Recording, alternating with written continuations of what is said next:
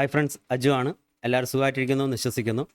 ഇന്ന് നമ്മൾ സംസാരിക്കാൻ പോകുന്നത് ടാക്സ് ടെററിസത്തിനെ പറ്റിയിട്ടാണ്. അത് നമ്മുടെ രാജ്യത്ത് നമ്മൾ നോക്കുകയാണെങ്കിൽ നമ്മളെ ഗവൺമെൻറ്റുകൾ നമ്മളെ ഊറ്റിക്കൊണ്ടിരിക്കുകയാണ്. ലിറ്ററലി നമ്മൾ ഊറ്റിക്കൊണ്ടിരിക്കുകയാണ്. നമ്മുടെ കയ്യിൽ നിന്ന് ഡബിൾ ടാക്സും ട്രിപ്പിൾ ടാക്സും ഒക്കെയാണ് എടുത്തുകൊണ്ടിരിക്കുന്നത്.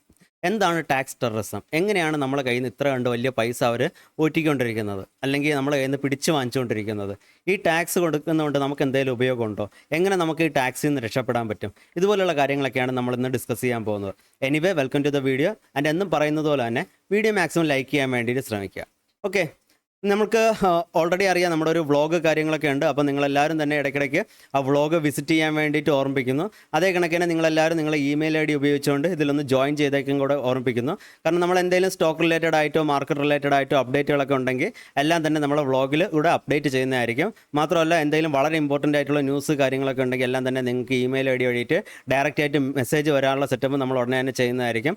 അത് മാത്രമല്ല, ഇനി മുന്നോട്ട് പോകുമ്പോഴത്തേക്ക് നമ്മളെ കമ്മ്യൂണിറ്റിക്കകത്ത് നമ്മൾ ഗൂഗിൾ മീറ്റ് പോലെയുള്ള കാര്യങ്ങൾ അല്ലെങ്കിൽ മറ്റ് ഇവൻറ്റുകൾ എന്തെങ്കിലുമൊക്കെ തന്നെ സംഘടിപ്പിക്കുന്നുണ്ടെങ്കിൽ അതിൻ്റെ എല്ലാ നോട്ടിഫിക്കേഷൻസ് ആയാലും എല്ലാം തന്നെ നിങ്ങൾക്ക് നിങ്ങളുടെ ഇമെയിൽ വഴി കിട്ടാൻ വേണ്ടിയിട്ട് നിങ്ങളെല്ലാവരും തന്നെ നിങ്ങളുടെ ഇമെയിൽ ഐ ഡി ഉപയോഗിച്ചുകൊണ്ട് ഈ വ്ളോഗിൻ്റെ അകത്ത് നിങ്ങളൊന്ന് ജോയിൻ ചെയ്യുക. നമ്മുടെ എല്ലാ സർവീസസും പോലെ തന്നെ ഇതും കംപ്ലീറ്റ്ലി ഫ്രീ ഓഫ് കോസ്റ്റ് തന്നെ ആയിരിക്കും. ഓക്കെ, അപ്പോൾ നമുക്ക് നമ്മുടെ ഇന്നത്തെ മെയിൻ ടോപ്പിക്കിലോട്ട് വരാം. നമ്മുടെ ഇന്ത്യൻ മാർക്കറ്റിൽ നോക്കുകയാണെങ്കിൽ നമുക്കിപ്പോൾ നോർമലി കൊടുക്കേണ്ട ടാക്സ് എന്ന് പറയുന്നത് ലോങ് ടേം ക്യാപിറ്റൽ ഗെയിൻ ടാക്സും അതേ കണക്ക് തന്നെ ഷോർട്ട് ടേം ക്യാപിറ്റൽ ഗെയിൻ ടാക്സും ആണുള്ളത്.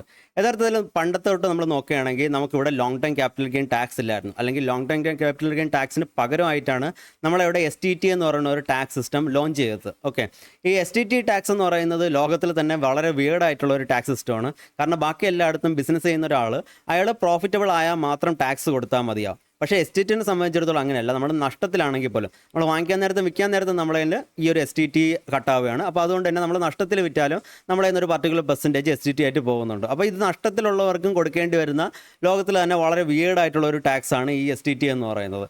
പക്ഷേ പിന്നീട് നമ്മൾ നോക്കുകയാണെങ്കിൽ 2018 എന്താണെന്ന് തോന്നുന്നു ഈ ഒരു long term capital gain tax എന്ന് പറയുന്നത് എഗെയിൻ മാർക്കറ്റിൻ്റെ അകത്ത് റീഇൻസ്റ്റേറ്റ് ചെയ്യുകയാണ്. റീഇൻസ്റ്റേറ്റ് ചെയ്തതിൻ്റെ കൂട്ടത്തിൽ പക്ഷേ ഇവർ അതിന് പകരമായിട്ട് കൊണ്ടുവന്ന് STT ഒരിക്കലും എടുത്ത് മാറ്റുന്നില്ല. അതിൻ്റെ കൂട്ടത്തിൽ തന്നെയാണ് കൊണ്ടുവരുന്നത്. അപ്പോൾ STT long term capital gain tax, പിന്നെ അത് പോരാഞ്ഞിട്ട് short term capital gain tax. അപ്പോൾ ഇത്ര കണ്ട് ഹൈ ആയിട്ടുള്ള ടാക്സ് സിസ്റ്റമാണ് ഇപ്പോൾ നമ്മൾ ഷെയർ മാർക്കറ്റിൻ്റെ അകത്ത് നോക്കാൻ നേരത്ത് നമ്മൾ ഇതിൻ്റെ ഇടയിലുള്ളത്. അപ്പോൾ ഇതിൽ ആക്ച്വലി സംഭവിക്കുന്നതെന്ന് വെച്ച് കഴിഞ്ഞാൽ ഇതൊരു ഡബിൾ ടാക്സേഷൻ സിസ്റ്റമാണ്.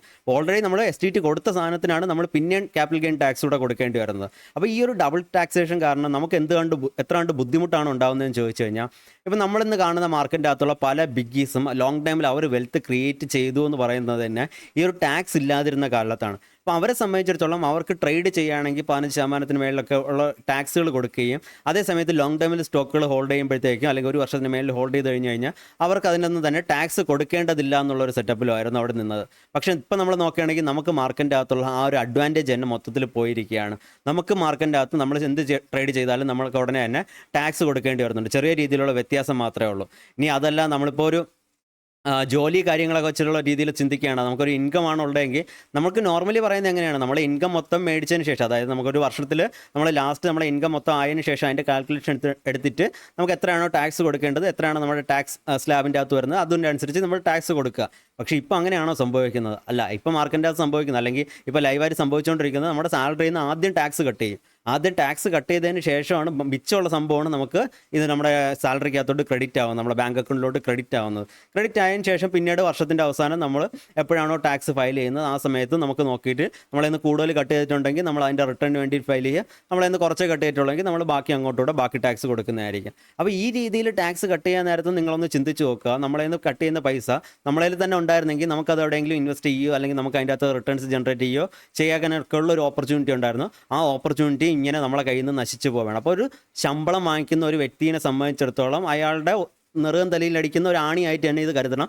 കാരണം എന്തെന്ന് വെച്ച് കഴിഞ്ഞാൽ ഈ രീതിയിൽ ടാക്സ് എടുക്കുന്നത് കൊണ്ട് നമുക്കത് ലോങ് ടൈമിൽ നമ്മളെ വളരെയധികം നെഗറ്റീവായിട്ട് ബാധിക്കുന്നതായിരിക്കും. ഇത് നിങ്ങൾ പെർസെൻറ്റേജ് വൈസ് നോക്കാൻ നേരത്ത് നിങ്ങളുടെ ശമ്പളത്തിൻ്റെ വളരെ ചെറിയ പെർസെൻറ്റേജ് ആണെങ്കിലും ലോങ് ടൈമിൽ നമ്മൾ ചിന്തിക്കാൻ നേരത്ത് ഇതൊക്കെ തന്നെ നമുക്ക് നമ്മളെ നല്ല രീതിയിൽ തന്നെ അഫക്റ്റ് ചെയ്യുന്ന ഒരു എമൗണ്ട് ആയിട്ട് വരുന്നതായിരിക്കും. ഇനി ഇതല്ലാതെ നമ്മൾ മാർക്കറ്റിൻ്റെ അകത്തുള്ള മറ്റ് ഡബിൾ ടാക്സേഷൻ സിസ്റ്റം നോക്കുകയാണെങ്കിൽ നമ്മളെ ഡിവിഡൻറ്റിനകത്ത് വരുന്ന ഡബിൾ ടാക്സേഷനാണ്. കാരണം ഒരു കമ്പനി നെറ്റ് പ്രോഫിറ്റ് കാണിക്കുമ്പോഴത്തേക്കും ആ നെറ്റ് പ്രോഫിറ്റ് അവർ ഓൾറെഡി ടാക്സ് എല്ലാം കൊടുത്തതിന് ശേഷമുള്ള ഒരു ഭാഗമായിട്ടാണ് കാണിക്കുന്നത്. അതാണ് അവരുടെ നെറ്റ് പ്രോഫിറ്റ് എന്ന് പറയുന്നത്. ആ പർട്ടിക്കുലർ നെറ്റ് പ്രോഫിറ്റിൽ നിന്ന് ഒരു എമൗണ്ട് നമുക്ക് ഡിവിഡൻ്റ് ആയിട്ട് കിട്ടിക്കഴിഞ്ഞാൽ ആ ഡിവിഡൻറ്റ് മേടിക്കുന്ന നമ്മൾ പിന്നെയും ടാക്സ് അടയ്ക്കണം. ആ ഡിവിഡൻറ്റ് നമ്മുടെ നോർമൽ ഇൻകത്തോട് ആഡ് ചെയ്തതിന് ശേഷം, അല്ലെങ്കിൽ നമ്മുടെ എന്താ പറയുക, നമ്മുടെ ബിസിനസ് ഇൻകത്തോട് ആഡ് ചെയ്തതിന് ശേഷം അതിന് നമ്മൾ അതായത് ടാക്സ് ലാബിലാണോ പിന്നെ നമ്മൾ വരാൻ പോകുന്നത് അതിനനുസരിച്ച് നമ്മൾ ടാക്സ് കൊടുക്കേണ്ടി വരുന്നു. അപ്പോൾ അവിടെ പിന്നെയും ഡബിൾ ടാക്സേഷൻ. ഇതൊരു വളരെ ബേസിക് ആയിട്ടുള്ള ഒരു എക്സാമ്പിൾ പറയുകയാണെങ്കിൽ, നമ്മളിപ്പോൾ നമ്മൾ കടയിൽ ചെന്നിട്ട് ഒരു മുട്ടായി വാങ്ങിച്ചുകൊണ്ട് വരികയാണ്. മുട്ടായി വാങ്ങിച്ചുകൊണ്ട് വന്നപ്പോഴത്തേക്കും വീട്ടിലെത്തിയപ്പോഴത്തേക്കാണ് നമ്മൾ അറിയുന്നത് മുട്ടായി നമ്മൾ തിന്നുകയാണെങ്കിൽ കുഴപ്പമില്ല, അതിനകത്ത് നമ്മൾ ഓൾറെഡി GST കാര്യങ്ങളൊക്കെ തന്നെ കൊടുത്തിട്ടുണ്ട്. പക്ഷേ നമ്മളിത് നമ്മളെ കുട്ടിക്ക് കൊടുക്കുകയാണെങ്കിൽ കുട്ടി തിന്നുമ്പോഴത്തേക്കും കുട്ടി ഇരുന്ന് എഗൈൻ GST വാങ്ങിക്കുന്നതായിരിക്കും. അപ്പോൾ ഈ രീതിയിലുള്ള ഒരു കോമഡി ടാക്സേഷൻ സിസ്റ്റമാണ് നമുക്ക് ഡിവിഡൻറ്റിനകത്ത് കാണാൻ പറ്റുന്നത്. ഇതെല്ലാം തന്നെ ഡബിൾ ടാക്സേഷൻ. സാധാരണക്കാരെ എങ്ങനെയാണോ ഊറ്റേണ്ടത് അത്ര കണ്ട് ഊറ്റി സാധാരണക്കാർക്ക് ഒരു രീതിയിലും ജീവിക്കാൻ പറ്റാത്തൊരവസ്ഥയിലൂടെയാണ് നമ്മൾ ഈ ഒരു ടാക്സേഷൻ ലെവലുകൾ പൊയ്ക്കൊണ്ടിരിക്കുന്നത്.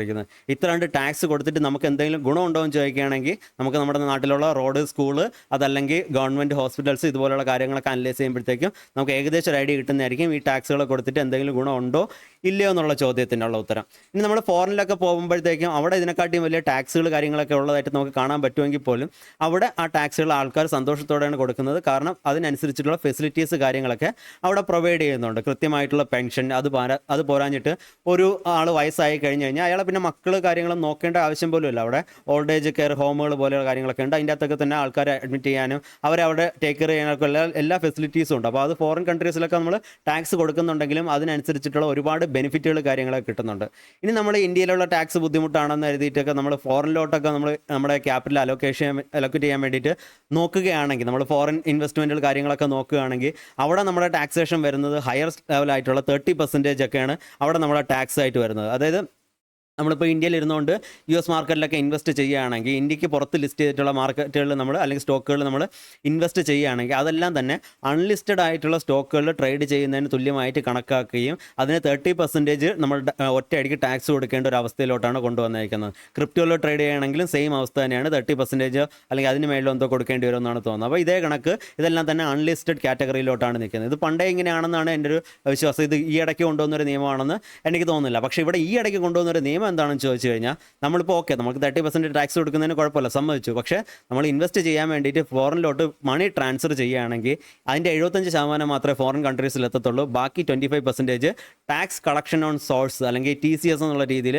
അതിവിടെ കട്ട് ചെയ്ത് വയ്ക്കുന്നതായിരിക്കും. ഈ പൈസ നമുക്ക് ഒരു വർഷം കഴിഞ്ഞിട്ട് അല്ലെങ്കിൽ നമ്മുടെ അടുത്ത ഇൻകം ടാക്സ് റിട്ടേൺ ഫയൽ ചെയ്യാൻ നേരത്ത് നമ്മൾ ഫയൽ ചെയ്ത് ഇത് നമുക്ക് തിരിച്ച് റെഡീം ചെയ്തെടുക്കാൻ മാത്രമേ പറ്റത്തുള്ളൂ. അപ്പോൾ ഇത് വളരെയധികം വലിയൊരു ഉടായിപ്പാണെന്ന് നമുക്ക് പറയേണ്ടി വരും. കാരണം എന്താണെന്ന് വെച്ച് കഴിഞ്ഞാൽ, നമ്മൾ ഇൻവെസ്റ്റ്മെൻറ്റ് ചെയ്യാൻ വേണ്ടിയിട്ട് നമ്മൾ അങ്ങോട്ട് മണി ട്രാൻസ്ഫർ ചെയ്യുകയാണ്. മണി ട്രാൻസ്ഫർ ചെയ്യുന്നതിന് തന്നെ നമുക്ക് ഒരു രീതിയിലുള്ള പ്രോഫിറ്റ് ഒന്നും തന്നെ വരുന്നില്ല. ജസ്റ്റ് മണി ട്രാൻസ്ഫർ ചെയ്യാൻ നേരത്തെ തന്നെ അവരവിടെ ടാക്സ് എന്ന് പറഞ്ഞുകൊണ്ട് ഒരു രീതിയിലൊരു എമൗണ്ട് കട്ട് ചെയ്ത് വയ്ക്കുകയാണ്. അപ്പോൾ ഇത് നമ്മളെ സംബന്ധിച്ചിടത്തോളം വളരെ നെഗറ്റീവായിട്ടുള്ളൊരു സംഭവമാണ്. ഇങ്ങനെ നമ്മൾ പൈസ ഇവരിങ്ങനെ കളക്ട് ചെയ്ത് വയ്ക്കുന്നതുകൊണ്ട് മാത്രം പല ആൾക്കാരും ഇപ്പം നമ്മൾ നോക്കുകയാണെങ്കിൽ അവർ ഫോറിനിലോട്ട് അങ്ങനെ ഫണ്ട് ട്രാൻസ്ഫർ ചെയ്യുന്നില്ല. അപ്പം ഗവൺമെൻറ് ഓബിയസ്ലി അത് തന്നെയാണ് അവർ ഉദ്ദേശിക്കുന്നത്. അതായത് നമ്മളാരും ഫോറിനിലോട്ട് പൈസ ട്രാൻസ്ഫർ ചെയ്യരുത് ഒരു കാരണവശാലും. അവിടെ നമ്മൾ ഇൻവെസ്റ്റ്മെൻറ്റുകൾ കാര്യങ്ങൾ നടത്തരുത്. അങ്ങനെ നടത്തുകയാണെങ്കിൽ റുപ്പി ഡിപ്രിഷിയേറ്റ് ചെയ്ത് പോകുന്നതായിരിക്കും. റുപ്പിയുടെ ഡിപ്രിഷിയേഷൻ താങ്ങാൻ പറ്റാത്തത് കൊണ്ടാണ് ഇവർ ഇതുപോലുള്ള മെഷേഴ്സ് കൊണ്ടുവന്നുകൊണ്ടിരിക്കുന്നത്. അല്ലാതെ മറ്റ് ഗവൺമെൻറ് സൈഡിൽ നിന്ന് നല്ല സ്ട്രോങ് ആയിട്ടുള്ള മെഷേഴ്സ് കൊണ്ടുവന്ന് നമ്മളിവിടുന്ന് എക്സ്പോർട്ട് കാര്യങ്ങളൊക്കെ കൂട്ടാനും അതല്ലെങ്കിൽ നമ്മുടെ ഇങ്ങോട്ടുള്ള ഇമ്പോർട്ടുകൾ കുറയ്ക്കാൻ വേണ്ടിയിട്ടൊക്കെ നോക്കി നമ്മൾ റുപ്പീനെ സ്ട്രെങ്തൻ ചെയ്യുന്നതിന് പകരം ഇതേ രീതിയിൽ സാധാരണക്കാർ ഫണ്ട് ട്രാൻസ്ഫർ ചെയ്യാൻ നേരത്ത് അതിൻ്റെ അകത്ത് ഓരോരോ ഉടായ്പകൾ കൊണ്ടുവന്നിട്ടാണ് ഇവർ ഇതൊക്കെ സ്ട്രെങ്തൻ ചെയ്യാൻ വേണ്ടിയിട്ട് നോക്കുന്നത്. ഇതൊക്കെ പലപ്പോഴും ഇലക്ഷൻ റിലേറ്റഡ് ആയിട്ട് ഇലക്ഷന് മുന്നോടിയായിട്ട് കൊണ്ടുവരുന്ന കാര്യങ്ങളായിരിക്കാം. ചിലപ്പോൾ അത് കഴിയുമ്പോഴത്തേക്കും കുറച്ച് നാൾ കഴിയുമ്പോഴത്തേക്ക് ഇതെല്ലാം തന്നെ തിരിച്ച് നോർമലൈസ് പോകാൻ സാധ്യതയുണ്ട്. നമുക്ക് കൃത്യമായിട്ടൊന്നും തന്നെ ഇപ്പോഴേ അങ്ങനെ സംസാരിക്കാൻ വേണ്ടി പറ്റത്തില്ല. ഓക്കെ, എനിവേ ഇപ്പോൾ ഇതാണ് നമ്മുടെ രാജ്യത്തിൻ്റെ ഒരു ഏകദേശ അവസ്ഥ. പക്ഷേ നമ്മൾ ബിഗ്ഗീസിനെ നോക്കുക. ബിഗ്ഗീസ് ആക്ച്വലി ടാക്സ് കൊടുക്കുന്നുണ്ടോ? ബിഗ്ഗീസ് കൊടുക്കുന്നത് ഏത് രീതിയിലാണ് അവർ ടാക്സ് കൊടുക്കുന്നത്? ഇപ്പോൾ ഇടയ്ക്ക് വെച്ച് നമുക്കറിയാം 2019 വെച്ചിട്ട് കോർപ്പറേറ്റ് ടാക്സിൻ്റെ റേറ്റിൽ കട്ട് വന്നിട്ടുണ്ടായിരുന്നു. അതായത് എത്ര പെർസെൻറ്റേജ് അവർ ടാക്സ് കൊടുത്തുകൊണ്ടിരുന്നത്, 30% അവർ ടാക്സ് കൊടുത്തുകൊണ്ടിരുന്നതെന്ന് അത് 25% എന്തോ അവർ കുറച്ചിട്ടുണ്ടായിരുന്നു. അതായത് കോർപ്പറേറ്റുകൾ അത്ര കണ്ട് ടാക്സ് കൊടുക്കണ്ട എന്നുള്ള രീതിയിലാണ് പറഞ്ഞേക്കുന്നത്. സാധാരണക്കാരുടെ ടാക്സുകൾ ഓരോ ദിവസം കൂടി പോയിക്കൊണ്ടിരിക്കുകയാണ്. കോർപ്പറേറ്റിൻ്റെ ടാക്സ് കുറച്ച് കൊണ്ടുവന്നുകൊണ്ടിരിക്കുകയാണ്. അപ്പോൾ ഈ രീതിയിൽ കോർപ്പറേറ്റ് ടാക്സ് റേറ്റിൻ്റെ കട്ട് വന്ന ഒരു സമയത്തായിരുന്നു നമ്മുടെ ഇന്ത്യൻ മാർക്കറ്റിൻ്റെ അകത്ത് ഒരു ആക്ച്വൽ ബുൾ മാർക്കറ്റിൻ്റെ ഒരു സ്റ്റാർട്ടിങ് നമുക്ക് കിട്ടിയത്. അന്നത്തെ ദിവസത്തെ ആ ഒരു നിർമ്മല സീതാരാമൻ ക്യാൻഡിൽ കൊണ്ടിട്ടാണ് നമ്മുടെ ഇന്ത്യൻ ബുൾ മാർക്കറ്റ് സ്റ്റാർട്ട് ചെയ്തത് തന്നെ. അതിൻ്റെ കാരണം എന്തെന്ന് വെച്ച് കഴിഞ്ഞാൽ ഇപ്പം കമ്പനീസ് ഒരു രീതിയിലുള്ള പ്രോഫിറ്റിൻ്റെ അകത്ത് എക്സ്ട്രാ ഗ്രോത്തും കൊണ്ടുവരാതെ തന്നെ ഒറ്റയടിക്ക് ഒരു 5% ഗ്രോത്ത് അവരുടെ നെറ്റ് പ്രോഫിറ്റിൻ്റെ അകത്ത് വരുന്നതായിരിക്കും. കാരണം ടാക്സ് കുറച്ച് കൊടുത്താൽ ഒരു 5% അടുപ്പിച്ച് ടാക്സ് കുറച്ച് കൊടുത്താൽ മതി എന്നുള്ള ഒരൊറ്റ റീസൺ കൊണ്ടുവച്ചിട്ട്. അപ്പോൾ നമ്മളൊന്ന് ചിന്തിച്ച് നോക്കാം, ഓൾറെഡി ഒരു 25% ഗ്രോ ചെയ്യുന്ന ഒരു കമ്പനീനെ സംബന്ധിച്ചിടത്തോളം അവർക്ക് ഈ ഒരു റീസൺ ഉള്ളതുകൊണ്ട് തന്നെ അവർക്ക് 30% ഗ്രോത്ത് കാണിക്കാൻ പറ്റുന്നതായിരിക്കും. അപ്പോൾ അതാണ് നമ്മുടെ അന്നത്തെ ആ ഒരു മാർക്കറ്റിനെ, ഒരു ബുൾ മാർക്കറ്റ് ട്രിഗർ ചെയ്യാൻ വേണ്ടിയിട്ടുണ്ടായിരുന്ന ഏറ്റവും വലിയൊരു പോസിറ്റീവ് ആയിട്ടുള്ള ഒരു ന്യൂസ് എന്ന് പറയുന്നത്. ഇനി ബിഗ്ഗീസ്, ഇത് നമ്മൾ കോർപ്പറേറ്റ് ലെവലിലാണ് സംസാരിച്ചത്. ഇനി അല്ല സാധാരണ ബിഗ്ഗീസ് എന്ന് പറയുമ്പോഴത്തേക്ക് വലിയ വലിയ ഇൻവെസ്റ്റേഴ്സ്, വലിയ എന്താ പറയുക, കമ്പനികളുടെ പ്രൊമോട്ടേഴ്സ്, ഇവരൊക്കെ അവരുടെ പേഴ്സണൽ വെൽത്ത് എങ്ങനെയാണ് മാനേജ് ചെയ്യുന്നത്, അല്ലെങ്കിൽ അവരൊക്കെ എങ്ങനെ പേഴ്സണൽ വെൽത്തിൻ്റെ അകത്ത് വരുന്ന പൈസയ്ക്ക് അവരെങ്ങനെയാണ് ടാക്സ് കൊടുക്കുന്നത്? അവിടെയൊക്കെ തന്നെ അവർ ചെയ്യുന്നതെന്ന് വെച്ച് കഴിഞ്ഞാൽ അവരുടെ ഫാമിലിയുടെ പേരിലോ അല്ലെങ്കിൽ സ്വന്തം പേരിലോ ഒക്കെ തന്നെ ട്രസ്റ്റോ അതല്ലെങ്കിൽ മറ്റ് കമ്പനികളോ ഉണ്ടാക്കുന്നതായിരിക്കും. ആ കമ്പനികളുടെ മൊത്തം കൺട്രോളും അവരുടെ കയ്യിൽ തന്നെ ആയിരിക്കും. അതിനുശേഷം അവരുടെ ഇൻകം എന്ന് പറയുന്നത് അവർ ഈ കമ്പനിക്ക് അകത്തൂടെ അല്ലെങ്കിൽ ട്രസ്റ്റ് വഴിയിട്ടായിരിക്കും അവർ മാനേജ് ചെയ്യുന്നത്. അപ്പോൾ അവരുടെ ദൈനംദിന ജീവിതത്തിലുള്ള മറ്റ് ചിലവുകളെല്ലാം തന്നെ ഈ ട്രസ്റ്റിൻ്റെയോ കമ്പനിയുടെയോ എക്സ്പെൻസിലൂടെ അവർ എഴുതി തള്ളുന്നതായിരിക്കും. ഇപ്പോൾ ഒരു എക്സാമ്പിൾ പറയാം, ഞാൻ എൻ്റെ പേരിലൊരു കമ്പനി തുടങ്ങി. ഞാനിപ്പോൾ എൻ്റെ പേഴ്സണൽ അക്കൗണ്ടിൽ നിന്ന് ട്രേഡ് ചെയ്യുന്നതിന് പകരം ഞാൻ ഒരു കമ്പനി വഴിയിട്ടാണ് ട്രേഡ് ചെയ്യുന്നത്. കമ്പനി ഞാൻ രജിസ്റ്റർ ചെയ്തിട്ടുണ്ട്. അപ്പോൾ ഞാൻ കമ്പനി വഴി ട്രേഡ് ചെയ്യുകയാണ്. എനിക്ക് അതിൻ്റെ അകത്ത് ലാഭം വരുന്നുണ്ട്. ഈ ലാഭം കൊണ്ട് ഞാൻ എന്ത് ചെയ്യും? ഞാനൊരു കാറ് മേടിക്കും, അതല്ലെങ്കിൽ ഞാനൊരു വീട് വയ്ക്കും, എല്ലാം ചെയ്യും. എന്നിട്ട് ഞാൻ എന്ത് ചെയ്യും? ഇതെല്ലാം തന്നെ കമ്പനിയുടെ എക്സ്പെൻസിൽ എഴുതും. വീട് വെച്ചത് ഇത് കമ്പനിയുടെ ഓഫീസിന് വേണ്ടിയിട്ടാണ്, കമ്പനിയുടെ സ്റ്റാഫിന് താമസിക്കാൻ വേണ്ടിയിട്ടാണ്, കമ്പനിയുടെ എക്സ്പെൻസിൽ പോകുന്നു. ഇനി അതല്ലെങ്കിൽ ഞാനൊരു കാർ മേടിക്കാൻ നേരത്ത് കമ്പനിയുടെ ആവശ്യത്തിന് വേണ്ടിയിട്ടാണ് കാർ മേടിച്ചത്. അപ്പോൾ എനിക്ക് അവിടെ കമ്പനിയിൽ മൊത്തത്തിൽ നോക്കാൻ നേരത്ത് എനിക്ക് വലിയ രീതിയിൽ ഇത് കിട്ടിയിട്ടില്ല, പ്രോഫിറ്റ് കിട്ടിയിട്ടില്ല. പ്രോഫിറ്റ് വന്നിട്ടില്ലെങ്കിൽ എനിക്ക് അതിൻ്റെ ഇത്ര % ടാക്സും കൊടുക്കേണ്ടി വരത്തില്ല. അല്ലെങ്കിൽ ഞാൻ പ്രോഫിറ്റ് ആർട്ടിഫിഷ്യലി ഇതുപോലെയുള്ള എൻ്റെ പേഴ്സണൽ എക്സ്പെൻസുകൾ ഞാൻ കമ്പനിക്കകത്തൂടെ ട്രസ്റ്റിൻ്റെ അകത്തൂടെ എഴുതിയെടുത്തതിന് ശേഷം ഞാനത് മൊത്തത്തിലുള്ള എൻ്റെ പ്രോഫിറ്റിൻ്റെ അകത്ത് കുറവ് കൊണ്ട് കാണിച്ചിട്ട് ഞാൻ ചെറിയ രീതിയിലുള്ള ഒരു ടാക്സ് അടച്ചാൽ മതിയാവും. ആ രീതിയിലോട്ട് ഞാൻ വരുന്നതായിരിക്കും. അപ്പോൾ ആക്ച്വലി ടാക്സുകൾ ഇങ്ങനെയാണ് ഇവർ ആക്ച്വലി ടാക്സ് പ്ലാനിങ് ചെയ്യുന്നത്. ഇനി അതല്ല, വേറെ ചില ബിഗ്ഗീസിനെയൊക്കെ നമ്മൾ നോക്കാൻ നേരത്ത് അവരിപ്പോൾ നമ്മളെ PR സുന്ദർ ഒരു എക്സാമ്പിളിന് വേണ്ടിയിട്ട് എടുക്കുകയാണ്. PR സുന്ദർ ഇന്ത്യക്കകത്ത് അറിയപ്പെടുന്ന ഒരു യൂട്യൂബറും അതേ കണക്ക് തന്നെ എന്താ പറയുക, സ്റ്റോക്ക് മാർക്കറ്റ് റിലേറ്റഡ് ആയിട്ടുള്ള അല്ലെങ്കിൽ സ്റ്റോക്ക് മാർക്കറ്റ് ഓപ്ഷൻസ് കാര്യങ്ങളൊക്കെ ട്രേഡ് ചെയ്യുന്ന ഒരു വ്യക്തിയാണ്. പുള്ളിയുടെ ട്രേഡിങ്ങിനെ കുറിച്ചല്ല ഞാൻ പറയുന്നത്. പുള്ളി ഒരു ഉടായ്പാണെന്നുള്ള രീതിയിൽ ഒരുപാട് ടോക്ക് കാര്യങ്ങളൊക്കെ ഉണ്ട്. പുള്ളിയിലിട്ട് പൈസ പോയിട്ടുള്ള ഇഷ്ടംപോലെ ആൾക്കാരുണ്ട്. അപ്പോൾ അതുകൊണ്ട് ഞാൻ അതിനെക്കുറിച്ചല്ല സംസാരിക്കുന്നത്. പുള്ളി താമസിക്കുന്നത് സിംഗപ്പൂരാണ്. അയാൾ ഇതുപോലെ ടാക്സ് എക്സംഷൻസ് കിട്ടാൻ വേണ്ടിയിട്ടാണ് സിംഗപ്പൂർ പോയിട്ട് താമസിക്കുന്നത്. ഇനി അതല്ലാതെ എനിക്കറിയാമെന്നുള്ള തന്നെ എനിക്ക് വളരെ പേഴ്സണലി അറിയാമെന്നുള്ള ചില ആൾക്കാർ പോലും ഒരു ജോലി ഇല്ലെങ്കിലും അല്ലെങ്കിൽ എന്താ പറയുക, ഒരു ഫിനാൻഷ്യൽ ഫ്രീഡം അച്ചീവ് ചെയ്ത് കഴിഞ്ഞതിന് ശേഷം പോലും അവർ ഗൾഫ് പോലെയുള്ള കൺട്രീസിൽ പോയിട്ട് നിന്നുകൊണ്ടാണ് അവർ US-ൻ്റെ അകത്ത് ഇൻവെസ്റ്റ്മെൻറ്റ് കാര്യങ്ങളൊക്കെ ചെയ്യുന്നത്. കാരണം NRI സ്റ്റാറ്റസ് മെയിൻറ്റെയിൻ ചെയ്യാൻ വേണ്ടിയിട്ട്.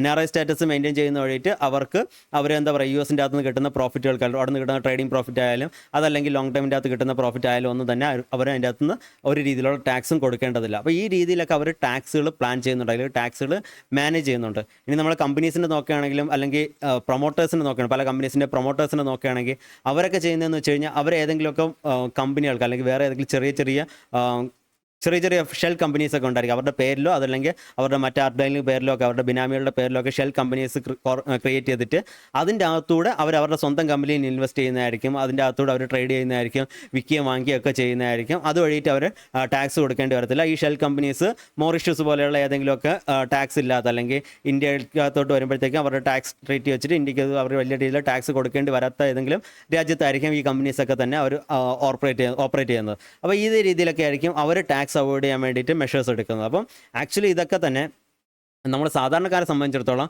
ഒരിക്കലും ആക്സസ് ചെയ്യാൻ പറ്റാത്ത അല്ലെങ്കിൽ ഏറ്റവും ബുദ്ധിമുട്ടുള്ള ഒരു ഏരിയയാണ് നമുക്ക് ഇതേ കണക്കുള്ള ടാക്സ് പ്ലാനിങ്ങുകൾ ചെയ്യാമെന്ന് വെച്ച് കഴിഞ്ഞാൽ. പക്ഷേ ഒരു ബിഗിനെ സംബന്ധിച്ചിടത്തോളം അല്ലെങ്കിൽ അത്യാവശ്യം നല്ല രീതിയിൽ പൈസ ഉള്ള ഒരാളെ സംബന്ധിച്ചിടത്തോളം അവർക്കിത് വളരെ സിമ്പിളായിട്ട് ചെയ്യുകയും വളരെ സിമ്പിളായിട്ട് ഇത് ഓപ്പറേറ്റ് ചെയ്തിട്ട് അവർക്ക് ടാക്സിൻ്റെ ഏറ്റവും കൂടുതൽ ബെനിഫിറ്റുകൾ എടുക്കാൻ പറ്റുന്ന ഒരു രീതിയിലാണ് നമ്മുടെ ഇവിടുത്തെ ടാക്സ് സിസ്റ്റം ഇപ്പോൾ പൊയ്ക്കൊണ്ടിരിക്കുന്നത്. അപ്പോൾ ഇതിൻ്റെതിരെ നമുക്ക് എന്ത് ചെയ്യാൻ പറ്റുമെന്ന് ചോദിച്ചു കഴിഞ്ഞാൽ ലിറ്ററലി നമുക്ക് ഒന്നും തന്നെ ചെയ്യാൻ പറ്റുന്നതല്ല. നമുക്ക് ഇതിൻ്റെ അകത്തുനിന്ന് നമുക്ക് ആകപ്പാടെ ചെയ്യാൻ പറ്റുന്നത് ഏതെങ്കിലും രീതിയിൽ നിങ്ങൾ NRI സ്റ്റാറ്റസ് കാര്യങ്ങളൊക്കെ ഉണ്ടെങ്കിൽ അത് നിങ്ങൾ വിദേശത്ത് അല്ലെങ്കിൽ US പോലെയുള്ള മാർക്കറ്റുകളിലൊക്കെ നമ്മൾ ഇൻവെസ്റ്റ്മെൻറ്റുകൾ ചെയ്യുന്നതായിരിക്കും ഏറ്റവും ബെറ്റർ ആയിട്ടുള്ളൊരു മെത്തേഡ്. അതല്ലാതെ വേറെ ഒരു മെത്തേഡും എനിക്കങ്ങനെ പേഴ്സണലി ഒന്നും കണ്ടിട്ട് തോന്നുന്നില്ല. ഇന്ത്യൻ മാർക്കറ്റിൻ്റെ അകത്തൊക്കെ നമ്മൾ എന്ത് ചെയ്താലും നല്ല രീതിയിൽ തന്നെ ടാക്സിൻ്റെ അകത്ത് നമ്മൾ പെടുന്നതായിരിക്കും. അപ്പോൾ ഇതിൻ്റെ അകത്തൂടെ നമുക്ക് വെൽത്ത് ക്രിയേറ്റ് ചെയ്ത് വരിക എന്ന് പറഞ്ഞാൽ വളരെയധികം ബുദ്ധിമുട്ടായിട്ടുള്ളൊരു കാര്യമായിട്ടാണ് ഞാൻ പേഴ്സണലി കണക്കാക്കുന്നത്. ഇനി മാത്രമല്ല, ഇനി മുന്നോട്ട് പോകുമ്പോഴത്തേക്കും DTC ഡയറക്റ്റ് ടാക്സ് കോഡ് പോലെയുള്ള കാര്യങ്ങളൊക്കെ മാർക്കറ്റിൻ്റെ അകത്ത് ഇംപ്ലിമെൻറ്റ് ചെയ്യുകയാണെങ്കിൽ BJP ഗവൺമെൻറ് വരികയാണെങ്കിൽ അത് ഇംപ്ലിമെൻറ്റ് ചെയ്യാനുള്ള ചാൻസ് എന്ന് പറയുന്നത് വളരെയധികം കൂടുതലാണ്. അപ്പോൾ നമ്മൾ ഡയറക്റ്റ് 30% ടാക്സ് ലാബിലോട്ട് പോകുന്നതായിരിക്കും. ഇതിൻ്റെ അകത്ത് വരുന്ന എല്ലാ പ്രോഫിറ്റും, ഷെയർ മാർക്കറ്റിൻ്റെ അകത്ത് വരുന്ന എല്ലാ പ്രോഫിറ്റുകൾക്കെല്ലാം തന്നെ നമ്മൾ എന്ത് ചെയ്യണം, നമ്മളത് നമ്മുടെ നോർമൽ ഇൻകത്തോടെ ആഡ് ചെയ്തിട്ട് എല്ലാത്തിനും കൂടെ നമ്മൾ 30% ടാക്സ് കൊടുക്കേണ്ട ഒരു സിസ്റ്റത്തിലോട്ട് പോവുകയും അത് നമ്മളെ ലോങ് ടൈമിൽ വളരെയധികം നെഗറ്റീവായിട്ട് ബാധിക്കാൻ പോകുന്ന ഒരു കാര്യമായിട്ടാണ് ഞാൻ പേഴ്സണലി കണക്കാക്കുന്നത്. ഇനി എങ്ങാനും കോൺഗ്രസ് ജയിക്കുകയാണെങ്കിൽ കോൺഗ്രസ് കൊണ്ടുവരാൻ ചെയ്യുന്നത്, അവർ മിക്കവാറും കൊണ്ടുവരുന്നതെന്ന് വെച്ച് കഴിഞ്ഞാൽ ഈ ഒരു കോർപ്പറേറ്റ് ടാക്സിൽ വന്നേക്കുന്ന കട്ട് അവർ മാറ്റിയിട്ട് അവർ പഴയ ലെവലിലോട്ട് കോർപ്പറേറ്റ് ടാക്സുകൾ എത്തിക്കാൻ വേണ്ടി ശ്രമിക്കുന്നതായിരിക്കും. അതും പക്ഷേ ഷോർട്ട് ടൈമിൽ മാർക്കറ്റിന് നെഗറ്റീവാണ്. പക്ഷേ മറ്റേത് ലോങ് ടൈമിൽ മാർക്കറ്റിന് നെഗറ്റീവാണെന്ന്, മാർക്കറ്റല്ല പേഴ്സണലി നെഗറ്റീവായിട്ടാണ് ഞാൻ കരുതുന്നത്. പക്ഷേ ഈ പറഞ്ഞിട്ടുള്ള കോർപ്പറേറ്റ് ടാക്സ് കട്ട് അവർ പിൻവലിക്കുകയാണ്. അത് കുറച്ചുകൂടെ പഴയ ലെവലിലോട്ട് കൊണ്ടുവരികയാണെങ്കിൽ അത് ഒരു വർഷത്തേക്ക് നമ്മുടെ മാർക്കറ്റിനെ ഇടിക്കാനുള്ള ഒരു റീസണായിട്ട് വരുന്നതായിരിക്കും. കാരണം ഒരു റീസണും ഇല്ലാതെ എത്രയാണോ പ്രോഫിറ്റ് കാണിച്ചുകൊണ്ടിരുന്നത് അത്രയും പ്രോഫിറ്റ് കാണിച്ചാൽ പോലും കമ്പനികളുടെ നെറ്റ് പ്രോഫിറ്റിൻ്റെ അകത്ത് അത്രയും, നോർമലി അവരുടെ ഓപ്പറേഷണൽ പ്രോഫിറ്റ് അത്രയും കാണിച്ചാൽ പോലും നെറ്റ് പ്രോഫിറ്റിൻ്റെ അകത്ത് ഒരു 5% ഒക്കെ ഡ്രോപ്പ് വരാനുള്ള ചാൻസ് ഉണ്ട്. അപ്പോൾ ഷോർട്ട് ടൈമിൽ നമ്മുടെ ഇന്ത്യൻ മാർക്കറ്റിനെ നെഗറ്റീവായിട്ട് ബാധിക്കുന്നതായിരിക്കും. രണ്ടായാലും മാർക്കറ്റ് കുറേ നാൾ കഴിയുമ്പോഴത്തേക്കും മേലോട്ട് പോകുന്നതായിരിക്കും. പക്ഷേ DTC വരികയാണെങ്കിൽ ആസ് എ ഇൻഡിവിജ്വൽ നമുക്ക് എല്ലാവർക്കും തന്നെ ലോങ് ടൈമിൽ വെൽത്ത് ക്രിയേറ്റ് ചെയ്യുക എന്ന് പറയുന്നത് കുറേ കൂടെ ബുദ്ധിമുട്ടായിട്ടുള്ള ഒരു കാര്യമായിട്ട് വരുന്നതായിരിക്കും. ഓക്കെ, അപ്പോൾ ഇത്രയൊക്കെ കാര്യങ്ങളാണ് ഇന്ന് പറയാൻ വേണ്ടിയിട്ട് ഉദ്ദേശിച്ചത്. ഈ പറഞ്ഞ കാര്യങ്ങളൊക്കെ ഏകദേശം നിങ്ങൾക്ക് മനസ്സിലായെന്ന് വിചാരിക്കുന്നു. എന്തെങ്കിലും ഡൗട്ട് കാര്യങ്ങളൊക്കെ ഈ പറഞ്ഞ ടോപ്പിക് റിലേറ്റഡോ അതല്ലെങ്കിൽ മാർക്കറ്റ് റിലേറ്റഡ്, സ്റ്റോക്ക് റിലേറ്റഡ് എന്തെങ്കിലുമൊക്കെ ഡൗട്ട് കാര്യങ്ങളൊക്കെ ഉണ്ടെങ്കിൽ എല്ലാം തന്നെ നിങ്ങൾ കമൻറ്റ് ബോക്സിൽ ഇട്ടാൽ മതി. ഞാൻ ടൈം കിട്ടുന്നതിനനുസരിച്ച് എല്ലാത്തിനുള്ള മറുപടി തരാൻ വേണ്ടിയിട്ട് ശ്രമിക്കുന്നതായിരിക്കും. Anyway, thanks for participating. അതേ കണക്ക് തന്നെ നിങ്ങൾ എല്ലാവരും ലൈക്ക് ചെയ്യുന്ന കാര്യം കൂടെ ഒന്നുകൂടെ ഒന്ന് ഓർപ്പിക്കുന്നു. Happy investing, happy trading, have a good night. Thank U.